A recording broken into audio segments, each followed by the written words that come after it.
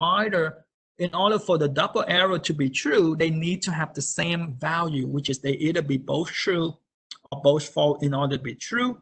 If they don't have the same value, the result is false.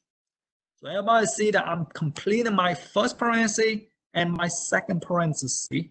Now I can do this and, which is my bracket, which is to do this and, which is again, I have to compare this item versus this item here, which is the and criteria is as long as I see a false, the result is false. I see a false here, I see a false here, I don't see a false at this item, and I see a false there, right? So again, as long as I see a false, the result is false, which is everybody see that this is what we have here in terms of, again, I see a false here, I see a false here, I see a false here. That's why this two item is false and the last item is false.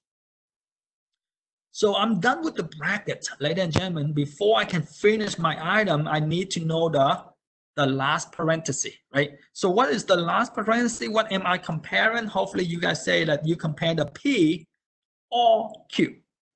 P or Q, which is again, what is the criteria for all? The criteria for all is as long as there's a true, the result is true, which is both or all three of this thing here is true.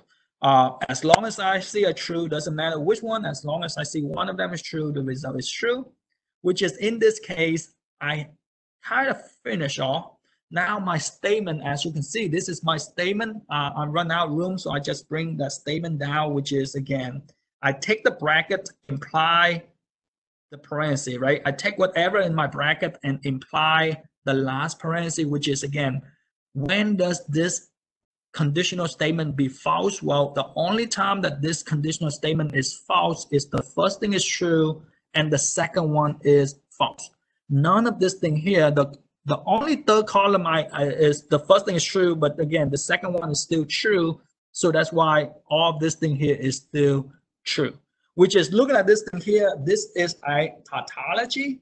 And since it's a tautology, we say that this is a valid argument.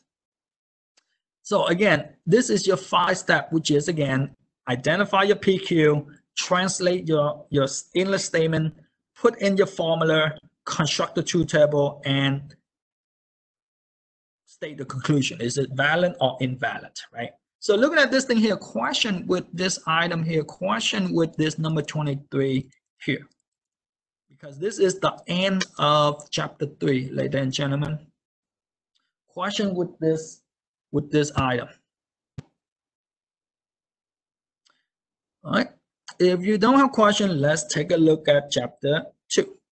So chapter 2, reminder again, chapter 2 is way back when we first started, right? Probably 2 months ago, right? So again, looking at this thing here, like I mentioned, we will try to speed up in terms of the first few slides because of the definition. So again, the symbolic or the symbol to represent an empty set, reminder, an empty set is either an empty bracket or a zero with a line through it. It just basically tell you that your set contain nothing, right? Your empty set, right? And again, a symbolic that indicate that the element is belonging set, reminder is the E here. And the E is basically this item belong in. And if we put the line through it, then we say that this item does not belong in whatever the set you have, right? And again, if A and B contain exact same element, we say that the two sets are equal to each other. As long as they have the same exact element, then the two sets are equal.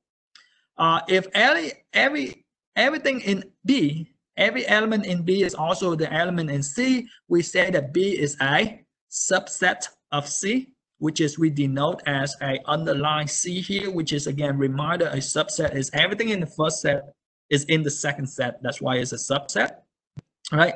And again, name is set that a subset of every set, which is reminder that an empty set is a subset of every single set there is, right? The basic set is an empty set, so an empty set is a subset of everything. And again, if C contain at least one and not in B, we say that they are proper subset, right? Meaning again, as long as B is smaller than, and again, C is a containment of B, or basically C is bigger than B, but everything in B is also in in C, then we say it's a proper subset. And again, the denotion of the proper subset is just a C here, or just this item, right? Sideways universal set. And again, what is the difference between two set equal versus equivalent? Reminder, equal is just like number two. As long as they have exactly the same element, they are equal. And equivalent is when they have the same amount of element, right? As long as they have the same amount of element, then we say that they are equivalent, right?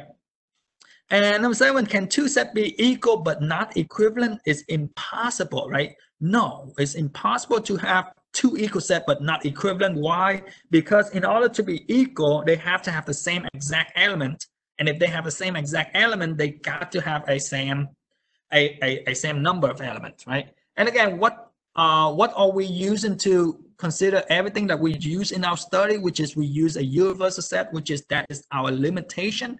And the denotion of the universal set is just a capital U, right? So again, this is just terminology wise, it's just for you to refresh back in terms of the notation and the symbolic of chapter 2, right?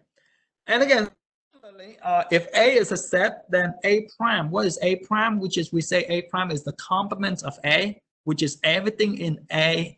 Everything is outside of A, but inside a universal set, right?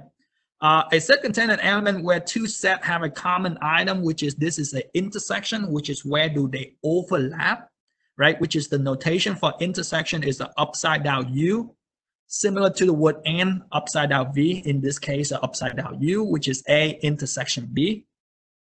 And again, if two sets are say to disjoint, do they have anything in common? Which is reminder, disjoint set, they don't have anything in common, which is again, they have the one thing in common is an empty set. If you want to put an empty set, which is no, right? They don't have anything in common. This 0 represents nothing, right? No element in common. Two set consist of all elements at least one, and the two set refer to the union, which is again, if they if the two set have something but not all of them, which is again the union, which is again the right side U.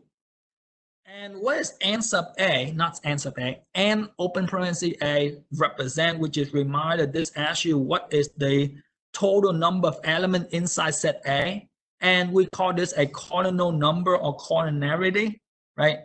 Which is again, basically asks you how many element is inside A.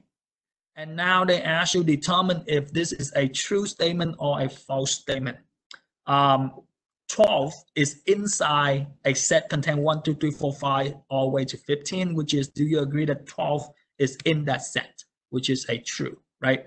7 does not belong in a set contain 1, 2, 3, 4, 5 all the way to 40, which is, this is a false statement because 7 exists in there, right? Reminder, the 3 ... the ellipsis is just basically tell you it's continuous into the end. And last two items, which is again set 7, 8, 9, 10, 11, and 6, 7, 8, 9, 10. Are they equivalent? Hopefully you guys say yes, they are equivalent because they have the same amount of item. It doesn't matter what item, they have the same amount.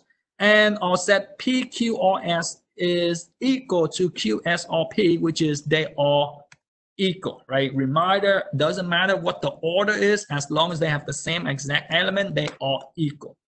Okay, so again, like I mentioned, this is just basically refresh your intersection item, your union, and your equal and equivalent. So they ask you to fill in the blank. Is this two item a subset or not a subset, right? Is 6, 8, 10 a subset of 5, 6, 7, 8, 10, which is everything in the first item is in the second item, so therefore they are subset, right? Is 14, 27, 32 a subset of 19, 27, 32, 42? They are not subset because in the first item, they have more item than the second item, right? Which is not more, but the second item does not contain everything in the first item, right? Is cat a subset of a act, which is again, look at this thing here, they are not, because the first one here, they don't have a parenthesis, which is it's only one element, just a element called cat. The other one, we have